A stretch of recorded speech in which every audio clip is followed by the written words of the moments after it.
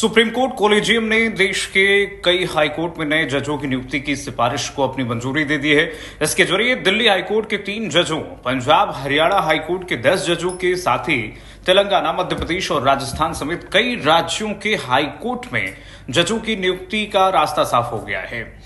इससे पहले 1 और 2 जुलाई को मुख्य न्यायाधीश की अध्यक्षता में कोलेजियम की बैठक हुई थी, जिसके बाद जजों की नियुक्ति की गई। एक सिफारिश को मंजूरी दी गई है।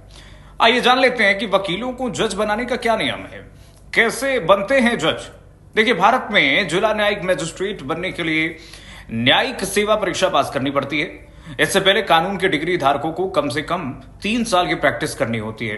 फिर परीक्षा पास करने के बाद 3 साल जिला न्यायिक मजिस्ट्रेट के रूप में काम करना होता है और इसके बाद कोई उम्मीदवार या कैंडिडेट, आप कह सकते हैं, जिला जज के रूप में नियुक्ति का हकदार होता है।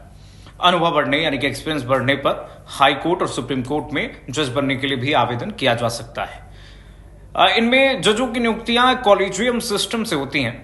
हाई कोर्ट में न्यायाधीशों की नियुक्ति कैसे होती है, अब सवाल यह है, तो उसका जवाब यह है कि देखिए, देश के हाई कोर्टों में मुख्य न्यायाधीश और न्यायाधीशों की नियुक्तियां संविधान के अनुच्छेद 217(1) के तहत की जाती है। सुप्रीम कोर्ट के अधिवक्ता अश्विनी कुमार दुबे ये बताते हैं कि भाई, संविधान के अनुच्छेद 217 के अनुसार किसी हाई कोर्ट में जज के रूप में नियुक्त होने के लिए किसी व्यक्ति को भारत का नागरिक होना चाहिए, योग्यता ये होनी चाहिए। इसके साथ ही उसे हाई कोर्ट में कम से कम 10 साल तक एडवोकेट होना चाहिए। हाई कोर्ट में किसी न्यायाधीश की नियुक्ति का प्रस्ताव मुख्य न्यायाधीश की ओर से मुख्यमंत्री और राज्यपाल को भेजा जाता है। इनकी प्रतियां सुप्रीम कोर्ट के मुख्य न्यायाधीश और केंद्रीय कानून, न्याय और कंपनी मामलों के मंत्रालय को भी भेजी जाती है। केंद्रीय कानून, न्याय और कंपनी मामलों के मंत्रालय द्वारा प्रस्ताव पर विचार के बाद इसे सुप्रीम कोर्ट के मुख्य न्यायाधीश को उनकी सलाह के लिए भेजा जाता है। भारत के मुख्य न्यायाधीश सुप्रीम कोर्ट के 2 वरिष्ठतम न्यायाधीशों के कोलेजियम की सलाह पर प्रस्तावित व्यक्ति के नाम पर विचार करते हैं और इसके बाद 4 हफ्तों के भीतर सुप्रीम कोर्ट के मुख्य न्यायाधीश अपनी संस्तुति केंद्रीय कानून, न्याय और कंपनी मामलों के मंत्रालय को भेज देते हैं।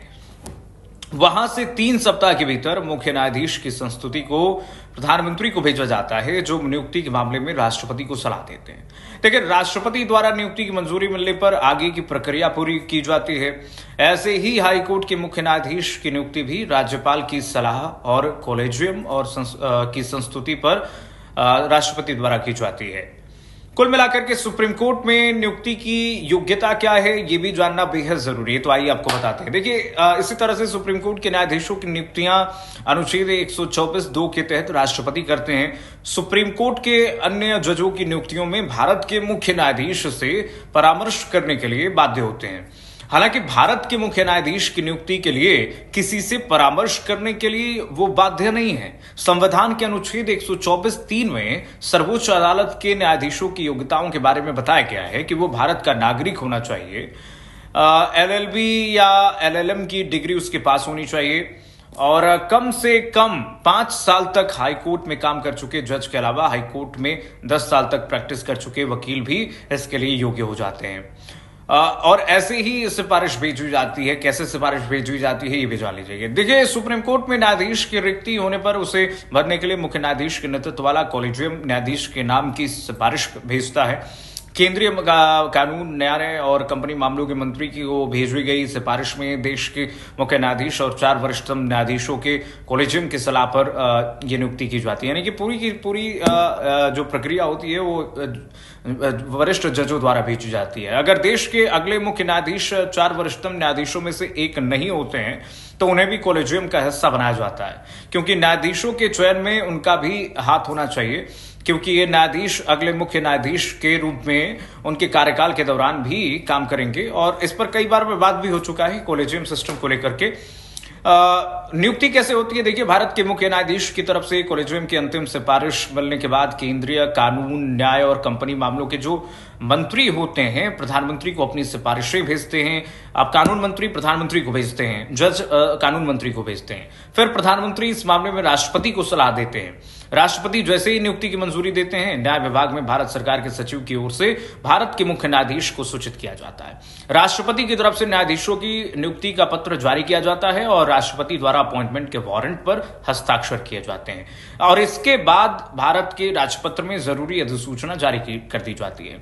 यानी कि देखिए, कॉलेजियम सिस्टम पूरी तरीके से 4 जज होते हैं। 4 जज कानून मंत्री को सिफारिश देते हैं, कानून मंत्री प्रधानमंत्री को सिफारिश देते हैं और प्रधानमंत्री देश के सर्वोच्च पद पर बैठे राष्ट्रपति को उनसे मंजूरी लेते हैं और उनकी सिफारिश रही है, उनको सिफारिश देते हैं और उसके बाद फिर राष्ट्रपति सीधे सीधे भारत के मुख्य न्यायाधीश को अपनी सहमति जताते हैं। उसके बाद भारत के न्यायाधीश, भारत के चीफ जस्टिस जो है, अपॉइंटमेंट जारी कर देते हैं। तो आशा करता हूं कि आप सभी को समझ में आ गया होगा किस तरीके से कॉलेजियम सिस्टम काम करता है और कैसे जजों की नियुक्ति की जाती है। वीडियो को लाइक कीजिए, शेयर कीजिए, सब्सक्राइब कीजिए चैनल को। अगर आपको ये वीडियो समझ में आया और अच्छी लगी तो कमेंट भी कीजिए। नमस्कार।